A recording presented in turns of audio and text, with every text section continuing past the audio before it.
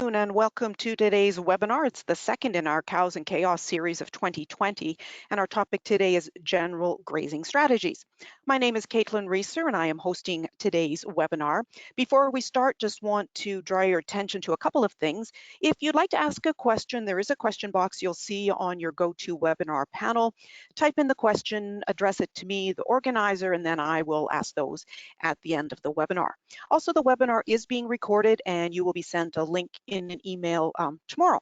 So our webinar today, grazing management strategies range from turning the cows out in pasture May 1st and gathering them up in September to moving the herd on a daily basis.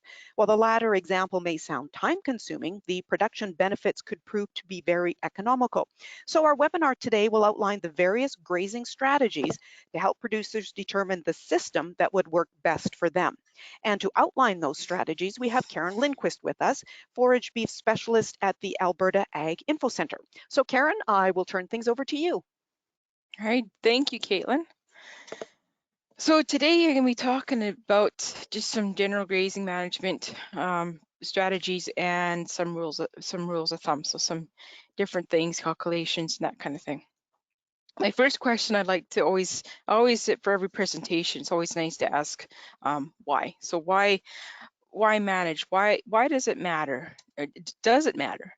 And of course, when you're thinking about why, your context is always very important. It's primarily because you're looking at your economic and your financial context, as in, do you get a return on investment with managing better? Is it actually economical to pursue or not? Then you also have your personal context, which is, you know, with the family, with your own sanity, and so on and so forth. Then there's also the ecological context, which is reasons for managing could include carbon sequestration, for biodiversity, for soil health, and many other things that are not on that list. Those three are certainly the top contexts for grazing management. So there's 4 primary reasons for considering grazing management and why grazing management is important. The first is to build soil organic matter, feed soil biology, all those different little organisms that are living beneath our feet, and as well for sequestering carbon.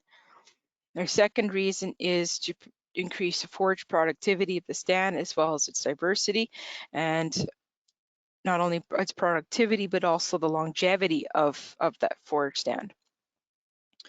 The third reason is to balance animal performance requirements with the forage resource. For if you have cows that need to gain condition, if there's some animals that need to be fed, then, you know, increase in weight grazing management, having the management so that you can take advantage of that is a good thing to have. And finally, is more of a economical financial reason, which is to improve profitability by lowering winter feeding costs, lowering fertilizer costs, as well as rejuvenation costs. So a good question to ask yourself is, what is an ideal pasture, and what does that look like? A good quote from Dr. Vern Barron of Agri-Food Canada out of Lacombe is he states that most pastures are not adapted to withstand changing climate or climate change, and that's kind of an important thing, especially with this that not just this time of year, but just the time that we're in right now. So a good question to ask yourself is your pasture adapted?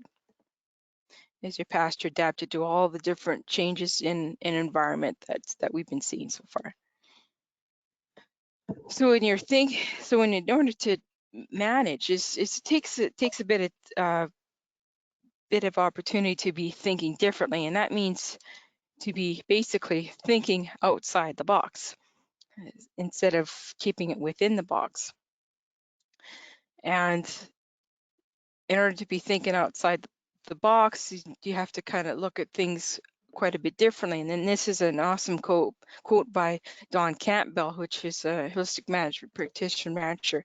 And he says, if you want to make small changes, change the way you do things. But in order to make big changes, change the way you see things. Otherwise, I mean, it's this picture is quite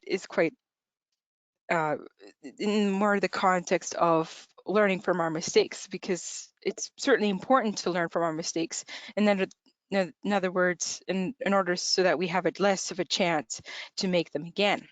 Otherwise, if we don't learn from our mistakes, what's the point? So Operation Grazing Plan, there's several objectives to consider for making a grazing plan, to consider different grazing strategies.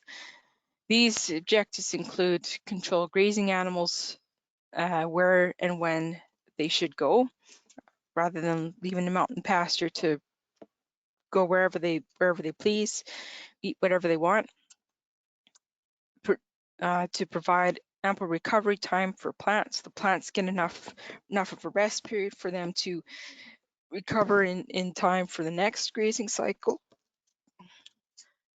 To extend the stand life of desirable forage species, to keep plants in their vegetative stages generally. Maybe exception could be if you're wanting to stockpile pastures for winter, that kind of thing. Another one is to improve the nutritional value of the plants, to improve your soil quality by legumes, the animal dung, and the plant residue that's left behind with the trampling and with the dung. And of course, there's last but certainly definitely not the least, is to lower the feed costs by extending your grazing season. And so your mission is to have a 365 grazing season. So basically, you really have to start considering how you're going to be able to have such a grazing system by starting to manage from the get-go, right from spring, and then from then on, then you can kind of go from there, and then all the way to fall, and then into your winter time. But in order to do that, you need tools, and your tools include, well, this pretty little guy, the cattle, of course, and goats, and of course sheep are also excellent tools as well. You also need, in order to help those animals to or help you manage, is you need a fence, of course, and you also need that water system in place, because what's worth grazing animals if you don't have a water source for them to go to.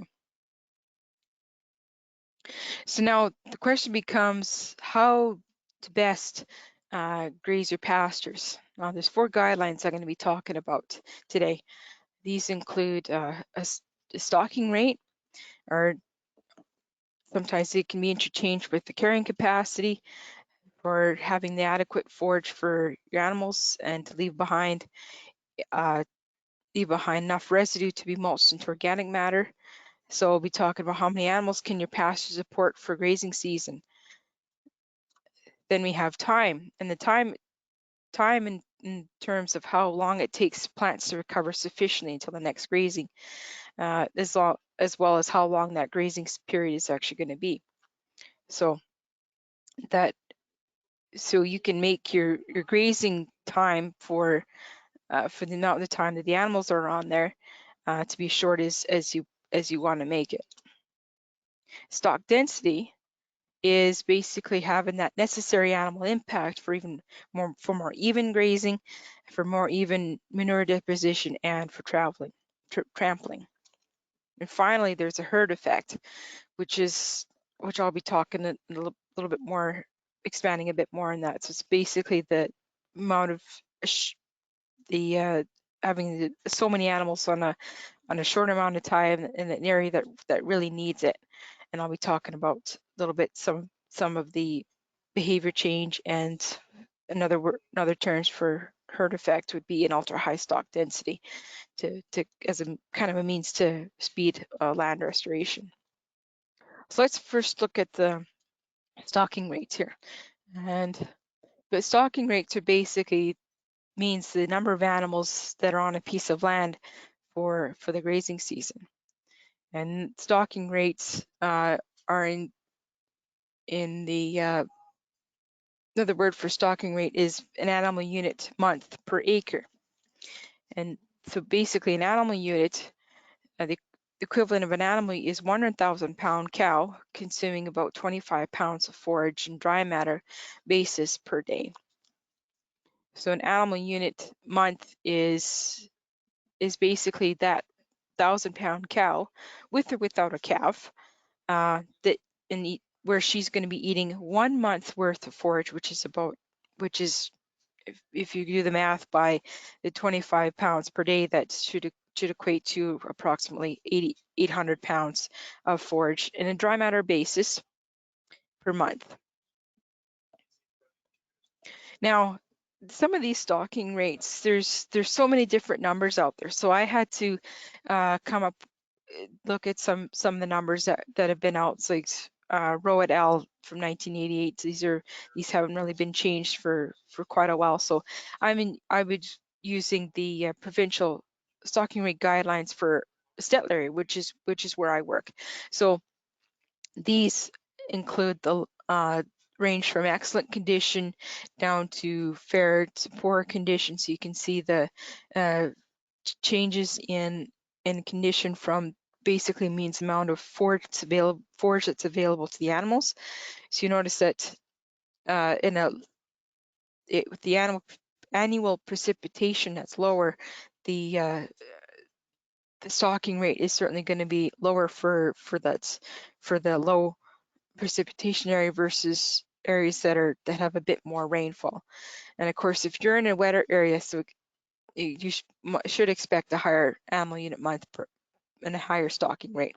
So these numbers don't exactly mean for all of Alberta, they just mean for a particular, for particular area, like I mentioned, the Stettler area that I work in, that where these numbers certainly apply.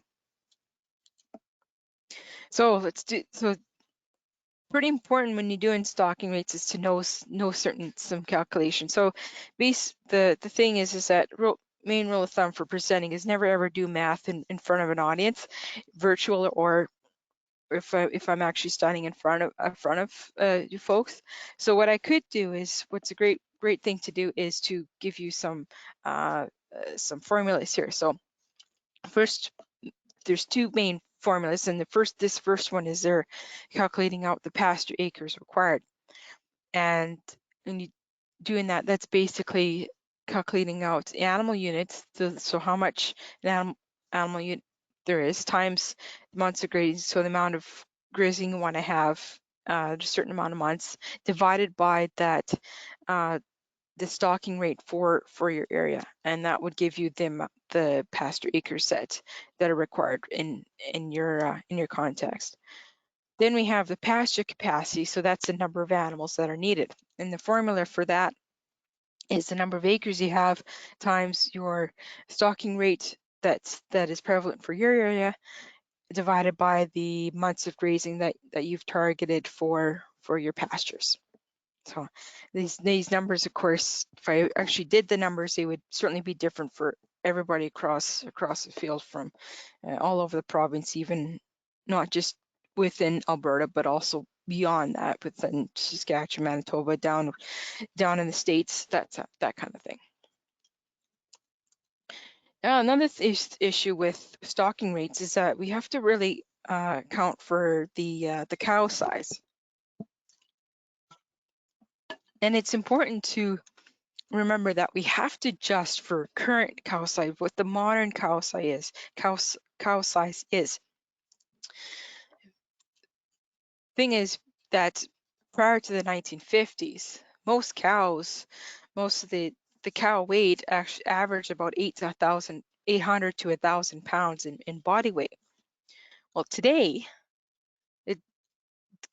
our cows are much bigger than that. The average cow size ranges from 1,300 to 1,600 pounds.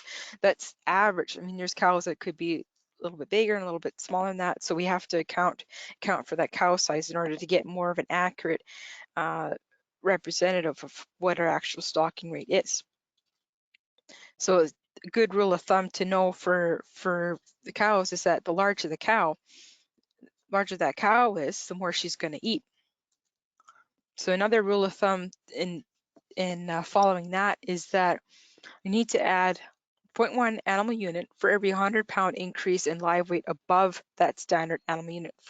So for example, when comparing a 1,400-pound cow versus a 1,000-pound cow, that 1,400-pound cow is actually going to be 1.4 animal unit compared with that 1,000-pound cow, which is only just that one animal unit. So, and you increase that animal unit, that means that there's going to be more forage that she's going to be needing, probably even more, a little bit, and not probably, but yes, a little bit more land that 1,400-pound cow is going to be needing for grazing. Now we move on to time. So some questions with regards to time is when should we start grazing? How long is too long for the animals to stay on the pasture? When is best time to move the animals out? And how long to rest in order for those plants to recover? And then finally, when do we return back to that pasture? So in the context of time, we have to look at what's overgrazing. So what is overgrazing? And overgrazing is actually a function of time, not number of animals.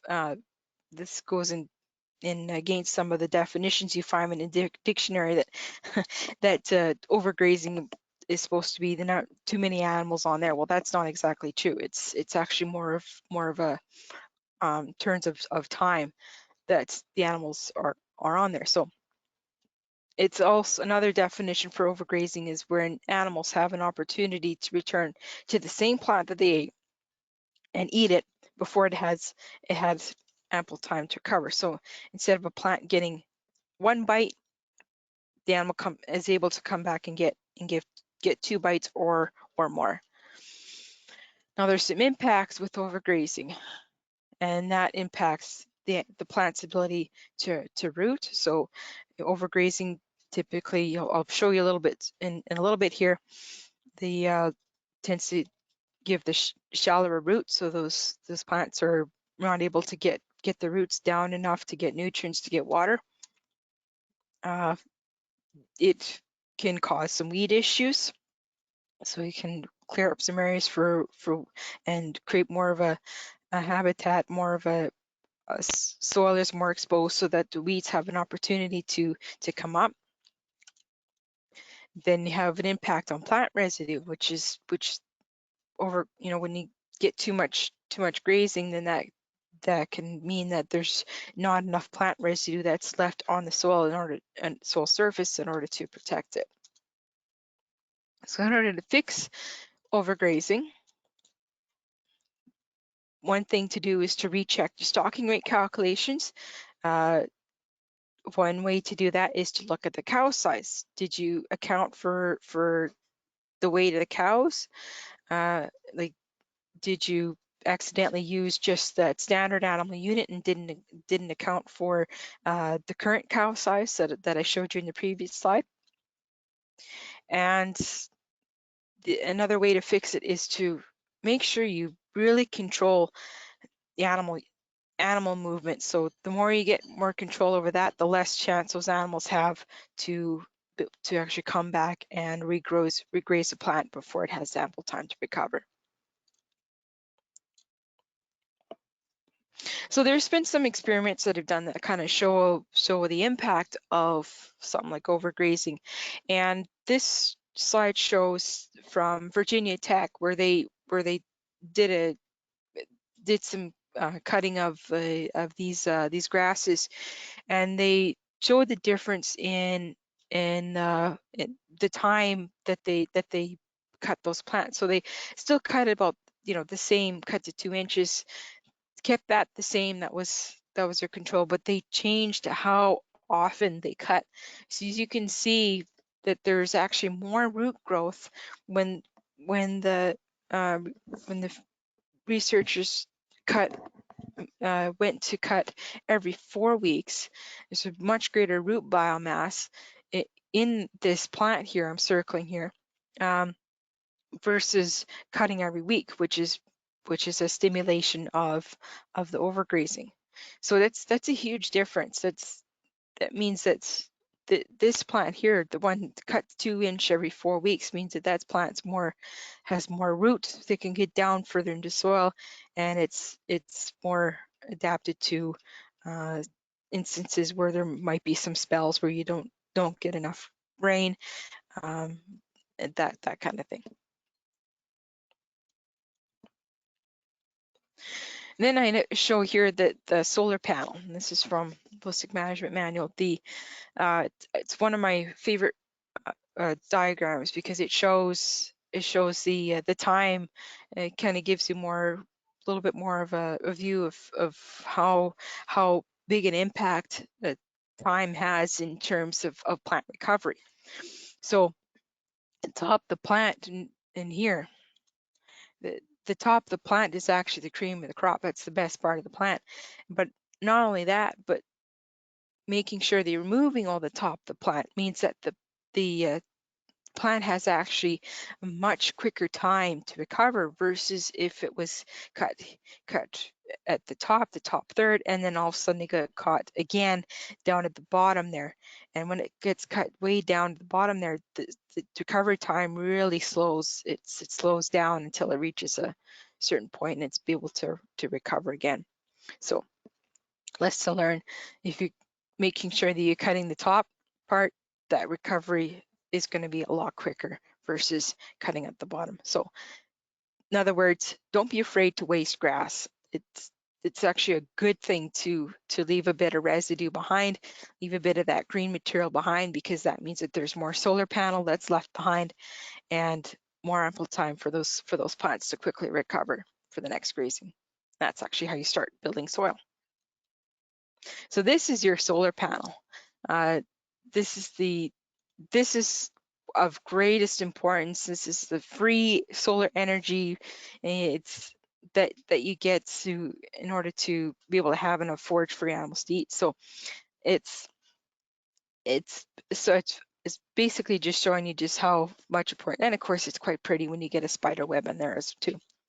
And Jim Garish always puts it so well: grass grows grass. And this is another, it was up north a few years ago, Operation Net is doing kind of a grazing system. I'll show a little bit here very soon, where they move their animals and notice the amount of grass that's still left behind. That's actually good, so that they're still leaving enough solar panel that's behind, and that means that those plants are going to be able to quickly recover, versus if there was a bit more bare soil, that you don't see as much residue that's left behind. So of course, no system is perfect. Grass certainly can get ahead of you. Like in here, you can see how much it's gotten ahead by the way the grasses have actually are past flowering stage. They're starting to produce seed, but that's fine. It's better to graze tall rather than grazing short or where you're overgrazing. Now I've got it now. There's three main grazing systems I want to share with you today. This first one I'm going to show you is a very common one, and it's called the continuous grazing system. And it's basically where cows are able to have a big section of land. They're able to freely go wherever they want. And the advantage of that is there's certainly less management involved, and it requires minimal capital costs. However, there are some market disadvantages with it. So these include lower forage quality and yields, and this you especially notice that over time. You not notice it first, especially when pasture has been recently rejuvenated, recently reseeded. Disadvantage is a low stock density, so your animals are a lot more spread out. They're not trampling down as much. There's they're spreading themselves out a little bit too much. Another one is uneven pasture use. So you get spots that are overutilized, and then you get spots that are underutilized. Another disadvantage is you get greater forage losses due to overgrazing, excessive trampling in certain areas, like where their favorite resting areas, or where they really like to go to cool off to get their water, that kind of thing. And of course, there's a lot more selectivity by the animals. That the selectivity can be seen as a good thing, because the animals are able to pick out their favorite plants. But eventually, when the animals are putting too much pressure on those favorite plants, those favorite plants eventually decline out of the stand to the point where there's nothing left, and then there's just weeds taking over. The other thing I think I just mentioned was the uneven manure distribution. So most of the manure is going to be in those, like I mentioned, those favorite resting areas, or around the water, or even around where their minerals are. Weeds can become an issue with this, and it's certainly difficult with maintaining legumes in the stand, especially if you're wanting to keep legumes for a long period of time, longer than 2 years or 5 years, or that kind of thing. It's mainly because the animals, they tend to select for the legumes, and not allow the legumes enough rest to recover, and that can push them out of the stand. Then there's a difficulty of reestablishing weakened areas. So that basically means that there's some areas that can be, they're a little bit easier to rejuvenate than others. Others are just, they're kind of a little bit hard to access, that kind of thing. And finally, rejuvenation of pastures is needed a bit more frequently than with the continuous grazing system. So that can be rejuvenation. I would think, from what I've known, is that rejuvenation would probably happen more every 5 to 10 years, and that can be pretty costly. The second one is a rotational grazing system. It's a little bit better. It's kind of the one where animals are going to be more confined to an area. It means that there's a little bit better forage production and pasture conditions with this system. There's a bit more rest of pastures to allow for forage regrowth. So where the animals are on here, these other 3 blocks are going to be able to get a bit more rest versus the previous one I showed you. And it can provide a longer grazing season, reducing the need for feed if it's done well. It promotes a better distribution of grazing, trampling, and manure throughout the pastures. And the need for rejuvenation is a bit less often. There's some disadvantages with this. The costs for fencing, water are a little bit higher than continuous grazing. This is especially true with starting up. It's once you have the infrastructure in place, it kind of goes by itself. The other disadvantage is with just a rotational grazing system.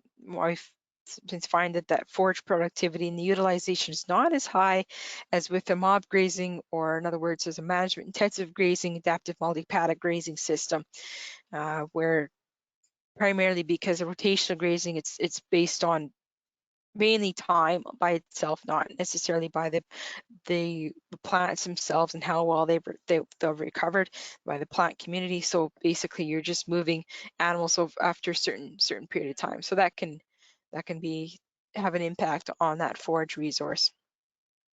But again, it's still a little bit better than continuous grazing. Finally, the last one is the management intensive grazing system.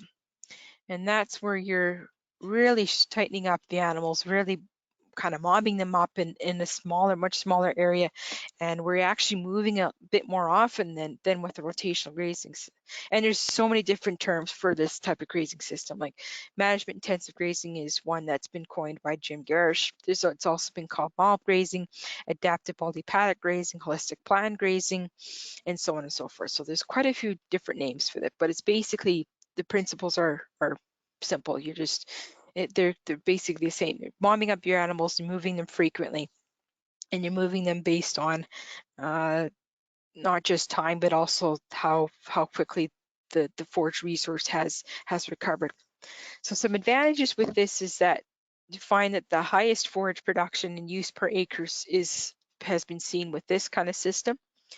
Stocking rates can be increased as a result of what I previously mentioned, is that highest use forage production. So that means that basically when you're getting those, you're not being afraid to waste grass, you're leaving down that residue, you're just getting those animals to take the top half, top third of those plants, and that just gets the system going where you're going to get more production. So it's kind of seems kind of counterintuitive, but that's what I've been finding with a lot of guys that have introduced this kind of system. Then you get the high stock density for more even trampling, grazing, and manure distribution on that land. So it's not going to be in just like, say, the watering area is right in this bottom right corner here. It's going to be a lot more evenly distributed, which is really good for the plants, for the soil. Weeds and brush are better controlled with grazing from this. It allows you to put more pressure on weeds and brush where you need it. And it certainly provides more grazing options and may reduce the need for mechanically harvested forages or to rejuvenate pastures every 5 to 10 years. So especially if you have enough animals to meet the grass, not be chasing grass, and that kind of helps. However, I say reduce the need, and I don't say eliminate the need, because chances are you may not have enough animals. Your grass is really going to get ahead of you, and what do you do with all that excess grass? Well, a great opportunity to take it off as a hay, or even just mow it down yourself, so that there's mechanical ability for the grass to kind of get back in and put it back into its vegetative stage, is, compared with what your limited resource, which is the animals, what they can do. And again, with rotational grazing, it certainly provides more rest to various parts of the pastures, which is excellent. Some disadvantages with this system is it requires careful monitoring of your forage supply. So it's in other words, it is intensive management. Your initial costs are going to be higher with the fencing and watering systems at first. That's where your startup costs are going to be. So that may discourage some people, but the thing is when you're looking at long term versus short term, where short term is those initial costs, long term is where those initial costs actually start paying themselves off with that kind of system, which is a wonderful thing. Another disadvantage is, as I mentioned before, more management is certainly required, and then of course that also means there's going to be more frequent moves.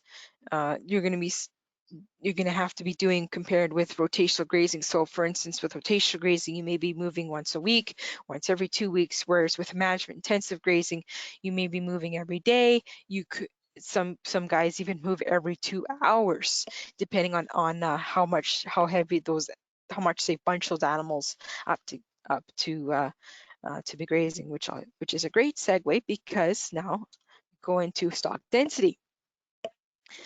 And stock density, oops, I'm going way ahead of myself. I apologize. spoiling the surprise.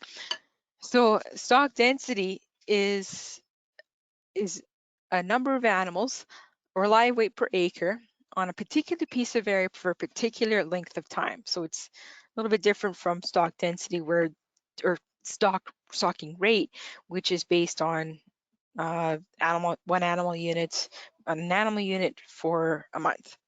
So with stock density, you're have more variables, which is the time and the area that you're grazing. So stock density is actually influenced by the paddock size.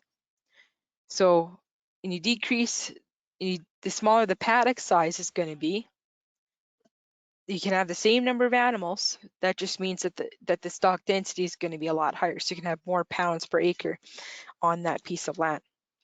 And that means that, as I talked about before when I showed you the management intensity grazing system slide, that means that there's going to be more frequent moves.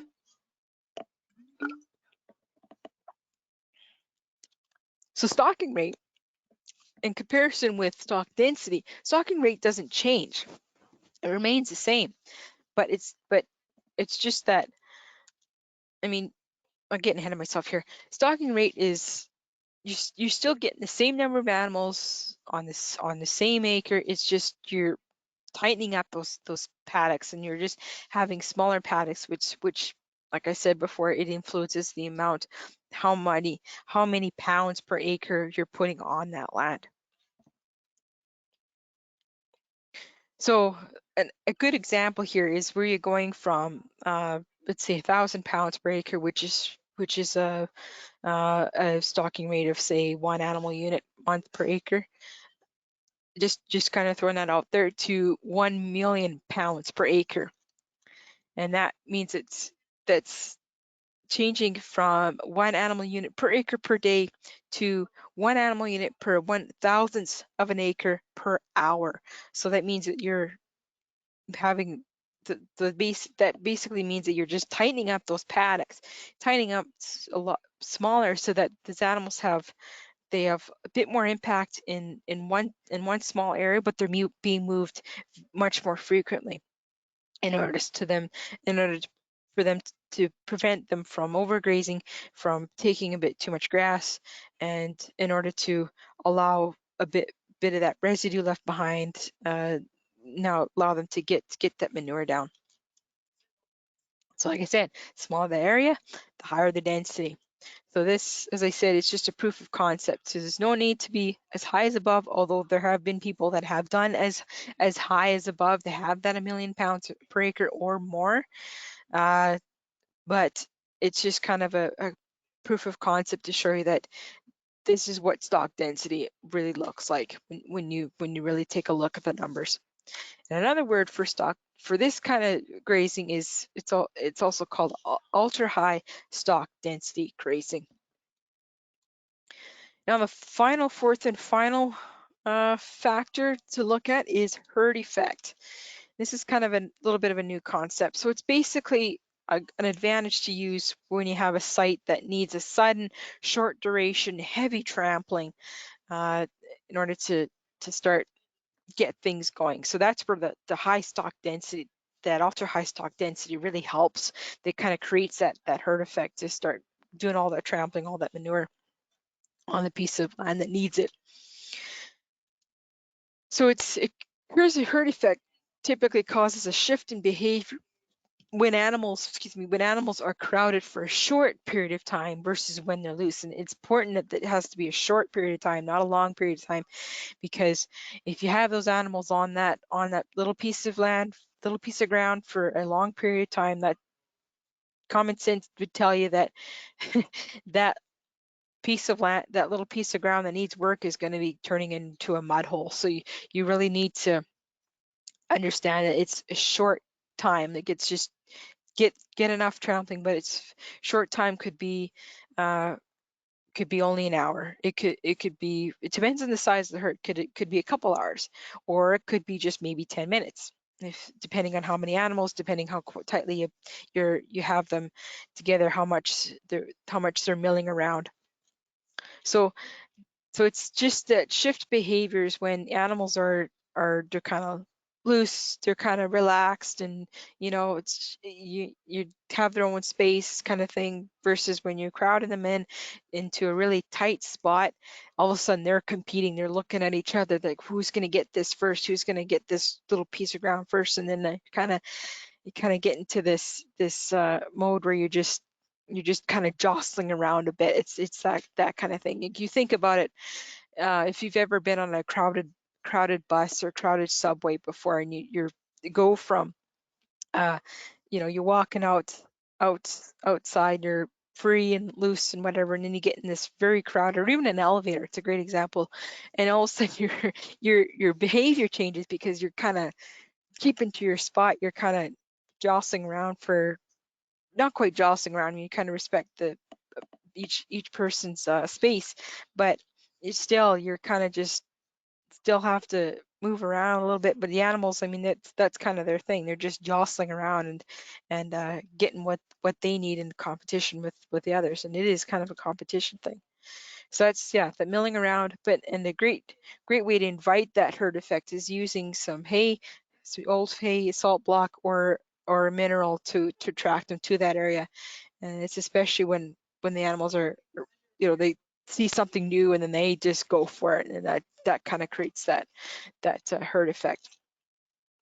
And this way it creates a bit of so-called damage, and it's that damage, which is that trampling, the fully eating, a little bit of eating, helps to stimulate plant growth, open up the canopy, and it encourages more plant species to come up underneath where the existing plants wouldn't allow them to do prior to this herd effect.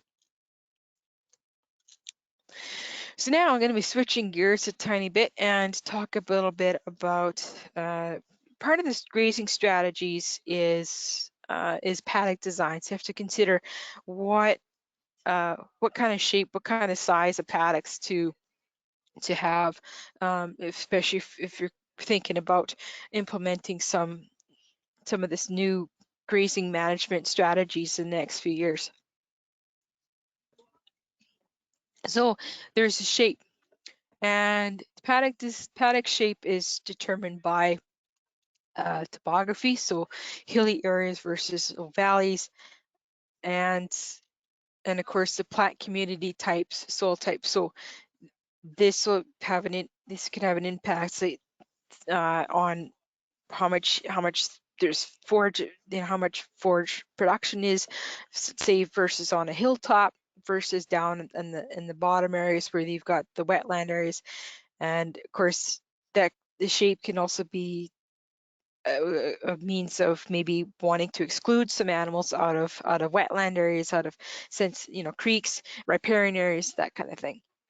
So I mean, your shape isn't going to be just plain old square like I showed you in previous slides. It could be some octagonal thing or some polygon that kind of makes, if you're looking at satellite images, make it kind of look, that looks interesting.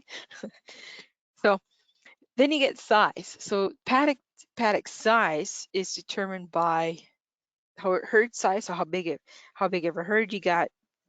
Typically, the bigger the herd, the bigger the size of the paddock. That's common sense. And yeah, the opposite is true as well. And size is also determined by forage productivity. So if you have less forage, don't have as much forage on an area, let's say, again, go back to that hilltop. The hilltop is always the driest part, doesn't have as much forage, so maybe those paddocks are not going to be as small as further down the hill or down in the valleys where there's a lot more forage, lot more forage yield down there where you can have a bit more animals on there. The other size determination is by your targeted stock density. So again, if you really want to have a high impact on a certain piece of ground, you're going to have a smaller paddock versus areas where you want to let the animals spread out a little bit more, then you'd have a bigger paddock with that. And the other thing with the design is that you may have lanes as well. So lanes, when you're having lanes for animals to go to and from water, you know, that has an impact as well. So I mean, water is going to impact the grazing patterns of those animals. So rule of thumb to remember is usually the further the water point is, the less likely cattle are going to utilize that further end of the pasture, even though cattle have been known to travel up to a mile or so from water to their grazing area and back and forth that way. So I mean that they are going to be willing to travel, which is certainly not a problem. But cattle are also lazy. They really like to hang around watering points, mineral areas, because it takes less energy, less effort for them to get from their favorite grazing spots, or doesn't matter, it doesn't even have to be grazing spot, but a designated grazing spot to the water source or to mineral source. So when you think about that way, considering having more watering points, or if that's out of the question, if you can't, if it's too costly to run pipe, watering lines all over the place, another way to get them to eat a little bit more further out from their watering sources, to position your salt and mineral blocks further away, almost into the grazing paddock that they're going to be eating, so that they just gets them to get them to focus a little bit more on that area.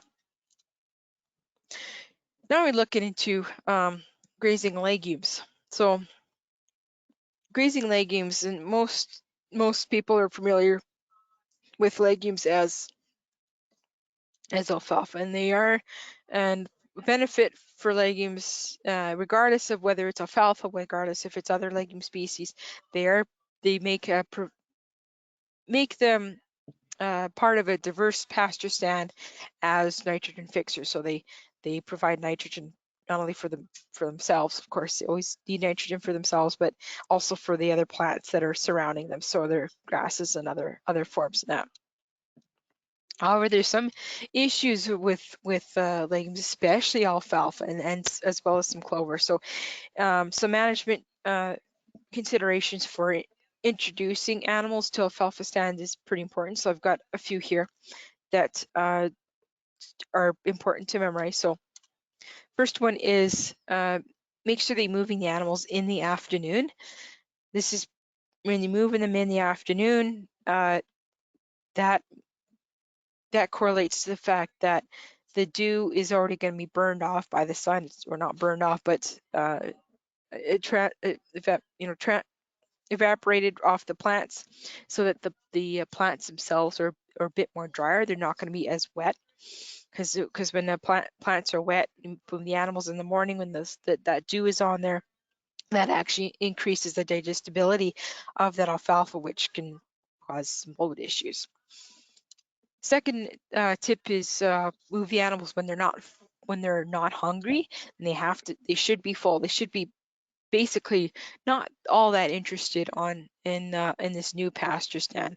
If they're extremely interested in that pasture new alfalfa stand, that's a cause for concern, because you may have some animals that are going to really blow it up on you, and where you have to doctor them ASAP. Third one is to try to get those animals in when the plants are at full bloom. So when that alfalfa is at full bloom, mainly because when alfalfa is at full bloom, it has a higher fiber content versus the digestible protein energy. That those plant cells are a little bit more fibrous, versus when they're more immature, when they're more in the vegetative stage.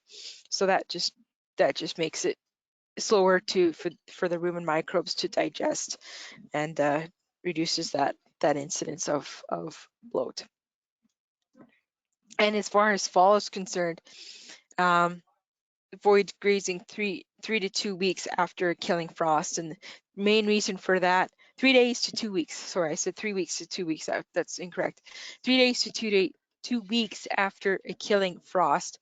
And the reason for that is because frost actually, it acts like kind of like a bomb in the plant cell. So I mean, plants, the cell contents within every plant is made of mostly water, and when water freezes, it expands, and when it expands, it puts a lot of pressure on the already pressurized cell walls of the plant. And when that when ice expands even more beyond what the cell walls can actually handle, they burst.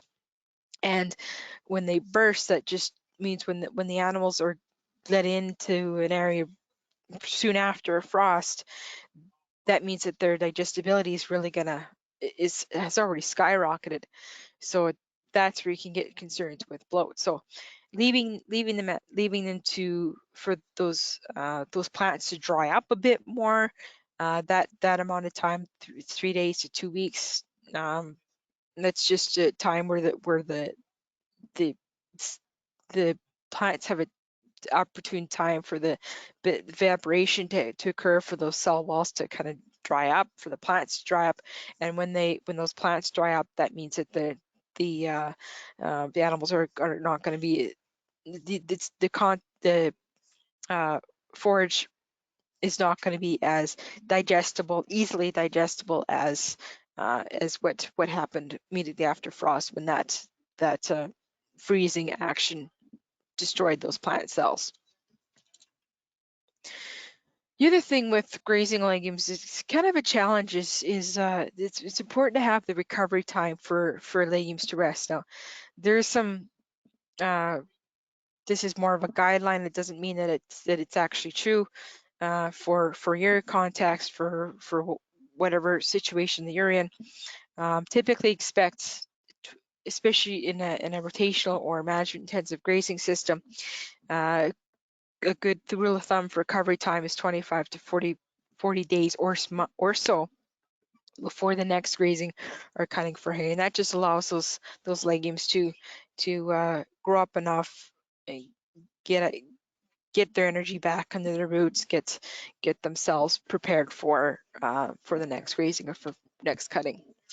And then there's also that 4 to 6 week critical growth period prior to the killing frost that needs to happen, because that's primarily with the root reserves of those plants. That 4 to 6 weeks, which it typically for most areas, it's from August 1st to September 15th. That can change a little bit, but the basic premise of that is that critical growth period is allowing those plants to store enough energy in the root system so that they are prepared for when winter comes. And for fall grazing, a good rule of thumb is to have at least 6 to 8 inch stumble height for fall grazing, and that's also that's good for snow capture, and plus it just lets the plants have ample enough leaf area, ample enough forage available for just to remain alive. And if you're grazing alfalfa, depending how pure the stand is, whether it's if it's a pure stand or whether it's a grass mix stand, using a bloat guard, Alfasure, or even a Wovitec for bloat control is a good thing to have. And then there's, if you're seeding a great legume stand, there's other options for other legumes which are bloat resistant, or they don't cause a bloat. These include sandfoin, Sisal milk vetch, and bird's foot trefoil. And sandfoin has been, thanks to our high legume pasture project, which we did back in from 2016 to 2018 was when we last finished our project, and that has promoted current a cultivar that came out called Mountain View Sandfoin, and there's another cultivar that is called Glenview Sandfoin, and both of these are adapted for grazing. They're also they've also been bred for better competitive advantage when grown with alfalfa. So those are some great varieties. Again, these are Mountain View and Glenview Sandfoin. Now let's move into spring management. I'm kind of running out of time, so I'm just kind of going to go quickly through this. So spring grazing management is two main questions to ask yourself is when you start grazing, and is the grass ready yet? And just because little Porky down here, cute little Porky down here has just started grazing little grass chips that have just come up from the grass litter may not necessarily mean that your pastures alone are going to be ready to graze.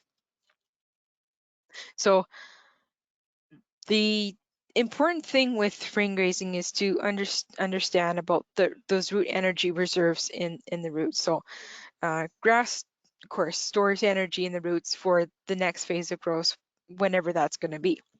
So this graph shows how grasses rely on that store energy in their roots in order for them to regrow in the spring, basically before replenishing that store with new leaves, which are that, the photosynthesis, and that photosynthesis creates energy for that to store down into the root system. So the energy that is stored in the roots is sort of like putting away food in the cellar over winter. The only difference is that the grass is, quote unquote, asleep over winter, not using much of that reserve. Then all of a sudden, right here, spring happens, and a huge chunk of that energy is needed for regrowth. So that's where part you see here, B here, is where all of a sudden that energy is being sucked down, because those plants need that energy in order for them to put up those first couple leaves in the springtime. So alfalfa acts in a very similar manner with grass as far as spring growth is concerned. And this is another great little graph showing a bit of the importance of root length, and it kind of goes back to what I talked about with overgrazing, but the importance of having that root area, root biomass for those plants to be able to quickly recover. So in the springtime, when you're waiting for those plants to get just a little bit taller, then they have a better chance to recover. You're not taking so much of that energy root reserve away for those plants to recover yet again after being quote unquote hurt by the animals when they're eating those plants. And always remember, you're always grazing for the roots, no matter what they are.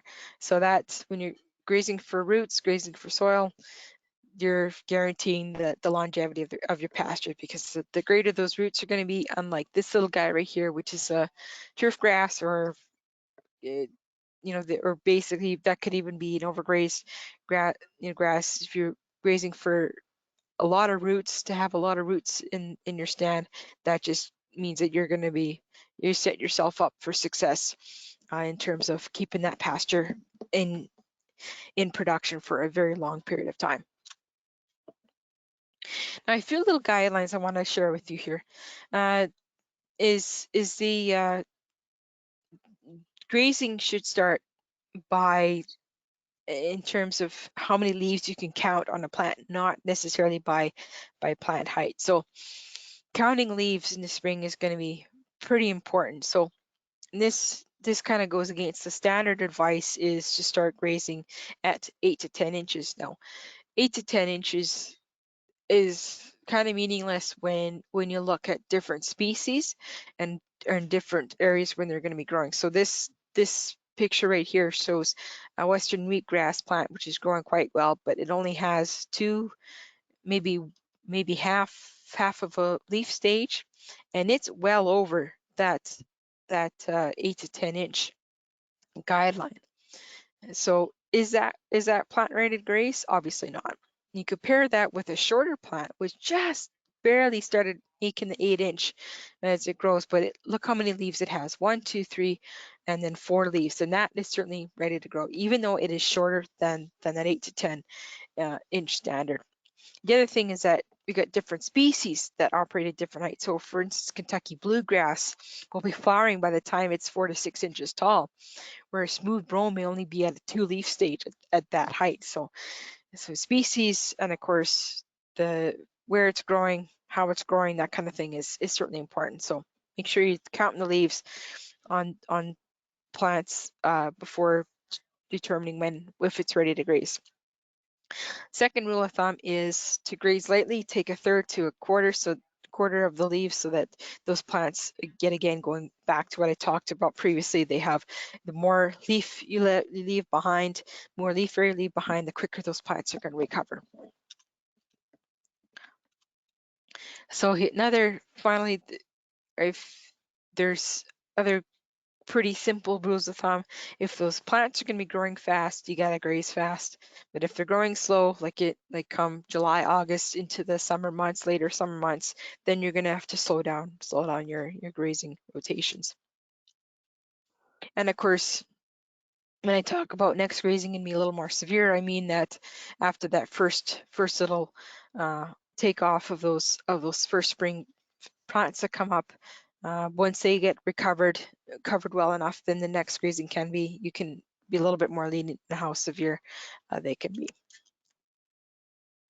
And of course, aim for a 30 to 40 days rest is kind of a good ballpark, but it just is another key thing to think about is that if you're seeing tips, like full tips of the grasses, rather than they just look like they're just clipped off, you see those tips on those grasses, that means that they're ready to graze. Now, finally, I just want to talk a little bit about seeing what kind of pasture conditions, and this is coming from the Alberta pasture scorecard. So I just want to really quickly go through this because I'm quickly running out of time here. So the first pasture condition to look at is plant population. So you're looking at how many desirable plants versus weeds versus your lower producing, lower productivity plants you have in the stand. Second one is a plant density, and that's that you're looking at how much plant spacing you have in there. Do you have a lot of spacing between the plants? Is a bit of bare soil that's showing up, that kind of thing. And plant vigor in terms of stand evenness, how well it's growing, how well it's regrowing, and that's just showing just how vigorous that plant that the pasture is after cutting, even after grazing or even after mowing. And then the legumes present, is it desirable is over 30% of yield from legumes, but if there's under that that can be not such a great thing. Then you got the weeds and brush present. So if you have over 10, actually that should be less than desirable should be less than 10% of the area, not more than. So I apologize for that. But basically the thing is that if you got over 10% of the area, then that's a cause for concern as far as what kind of not what kind of weeds, but whether you actually have weeds and a lot of brush that's present. Ground cover, you look at how much bare soil is there, how much plant residue is being left behind, and how much green plant cover you have. So less bare soil, the more plant residue, the more green plant cover you have behind, better. Then you're looking at soil damage. Some areas maybe seeing erosion, maybe seeing some, again, that bare soil can be not a great thing for the soil damage. And then we have nutrient cycling. So we having good manure distribution, and or is it decomposing rapidly, or is it just kind of staying there, not doing anything? Also, as far as distribution is concerned, is the manure just located more in the areas where the animals are resting and getting the water, or is it a lot more of it out? Is it out in pasture? Finally, we have the severity and uniformity of use, or areas that are heavily grazed, are they patchy, or are they more uniform, that kind of thing.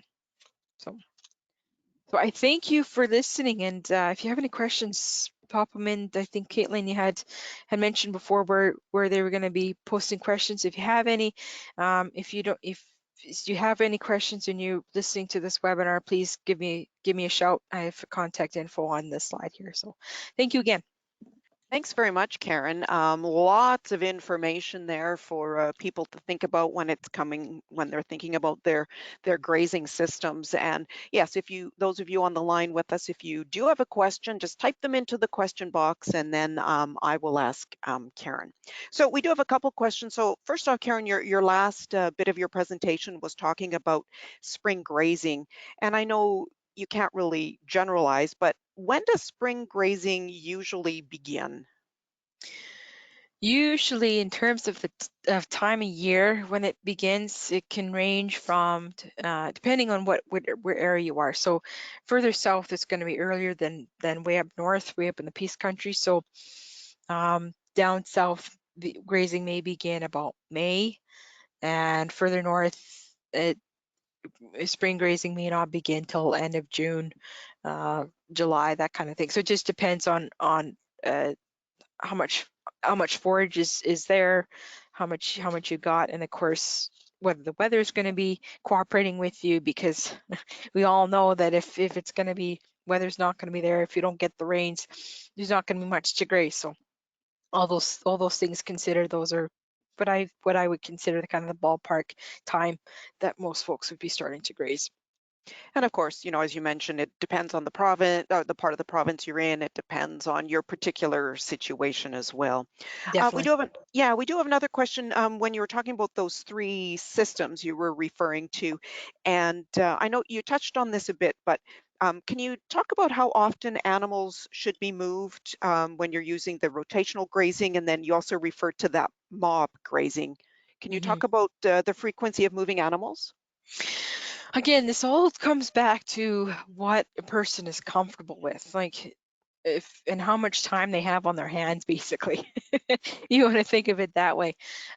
So it can range from daily moves, moving every day. Some people may be more comfortable with moving maybe once every 3 days, maybe even once a week.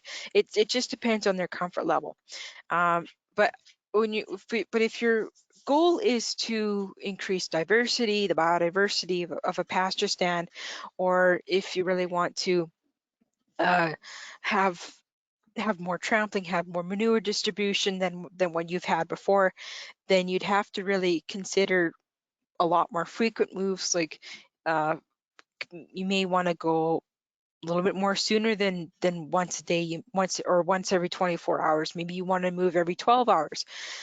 Some people, if they're super brave and they, um, I hate to say this, have nothing better to do, but that's not exactly true.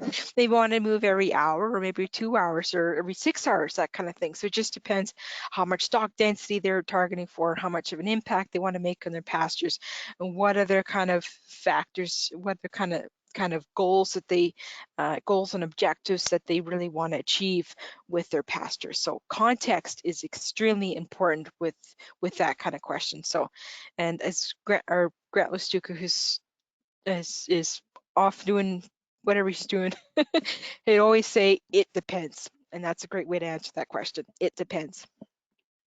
Another question that kind of goes back to your spring grazing part of the presentation, Karen, and what factors go into determining or deciding when you're going to start putting your cattle out?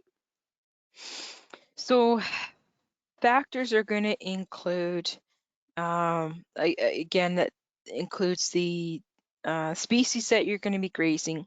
So there's certain, like if you have cool season grasses, which most of Alberta has, then uh, those are going to be, uh, some of those could be coming up early sooner in the spring, some versus some other species. So there's that factor. Moisture is moisture, especially in the soil.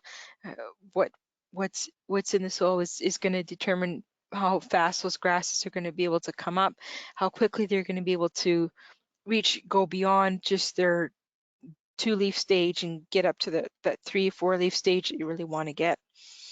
Um, Also depends on what kind of, sadly, it also depends on how much feed you got left in your your storage area, your feed storage area. So if you're kind of strapped for feed, and it kind of sucks because if you're strapped for feed and you don't have much feed left, and you really want to get those animals on a pasture, then really have no choice, unfortunately. And I hate to say it, but it's certainly true. It was true last year. Um, you want to get those animals out soon, but I think the thing is if you are going to get those animals out soon, is to graze as light as you dare. Um, moisture, again, so moisture and species seem to be the biggest factors in answering that kind of question. All right, thanks for that, Karen. I don't see any other questions. I'll just wait a moment. If anyone does have questions, please type them in the question box. I guess a lot of it, Karen, while we wait for that, boils down to there is no, it's not the same answer for everybody, Mm. obviously, because they have different requirements, they have different conditions. So you really Mhm. have to know your own situation and what you want to get out of it, right? Oh, definitely, yeah. Because, like I say, your context is very important. The reason why you do things, and and there's the other thing is that there's no one set recipe, perfect solution in a bottle kind of thing that you could have for your area. Really have to look at what your forage resources, what kind of animals you have, how big your animals are, moisture, uh, species, all those kind of things. You really got to look at them. And I know it takes a bit of work. It seems like it's a little bit of work, but it's when it comes down to it, it's very important, because in the end, it's you're basing all those things and managing around them in order for yourself to be successful, to be economically viable, and to be able to extend the grazing season so that you're minimizing the the uh, the time when you're going to be starting to feed your animals come wintertime. So I mean, if you can, the basis of improving grazing, having good grazing management, and uh, using that term, is that if you have good grazing in your doing well and well enough that you're finding you're chasing grass, then that means that you're basically setting yourself up for success, and your winter feeding period is going to be, it should be shorter than if you were just doing the um, continuous grazing, but everybody else, what our forefathers have done, would have considered normal, uh, and find that they had to uh, start feeding animals by basically well, not quite October, but you know what I mean. It's just, that's just the success, because right there, because it's always great. It's always cheaper to graze, always. And those winter feeding costs, I mean, you can get I've seen some values where in some winters where the hay costs are high, can some of the feeding costs can range from two maybe $1.50 per head per acre to as high as something like $5 per head you know per head per day, not per acre, per day. And you're thinking in terms of, that's just an individual cow. When you have 100 cows, 500 cows, that all adds up.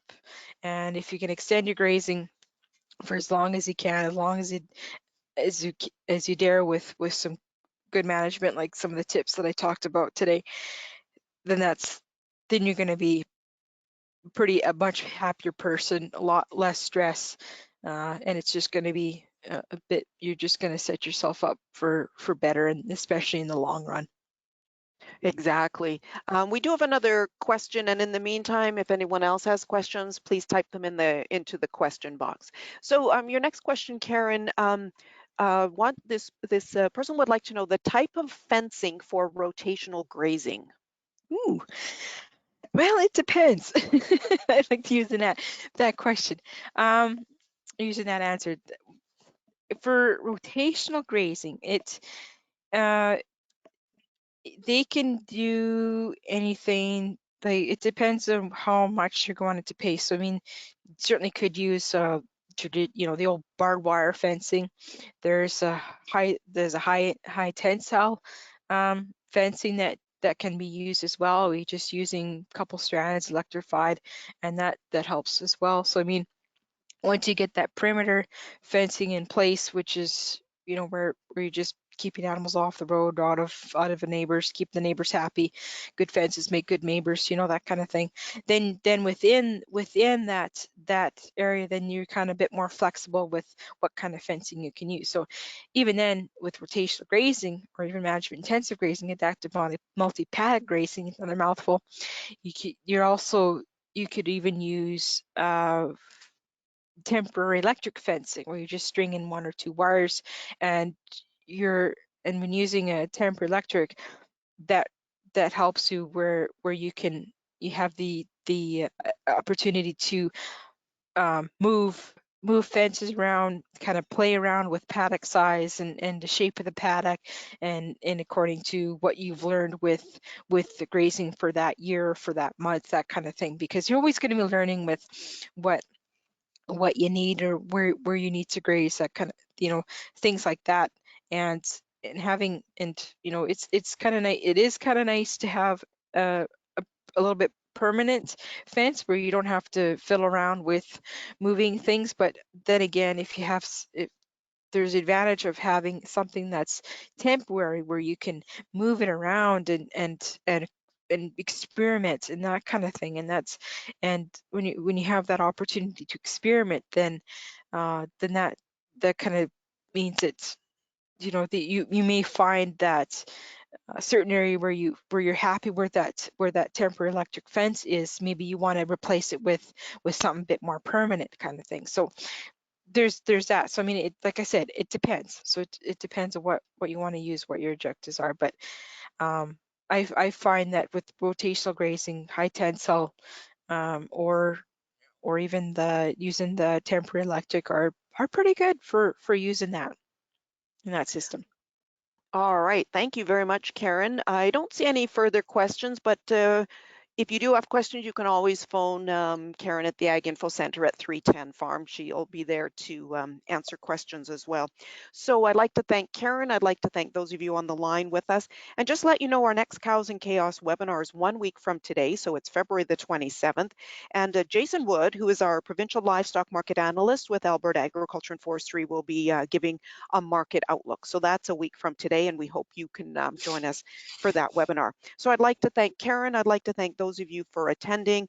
After the webinar concludes, there will be a survey that's going to appear on your screen, and we always appreciate it if you would take the time to fill out that survey. So thanks to everyone, and I hope everybody has a great day, and circle the 27th for a market outlook webinar with Jason Wood.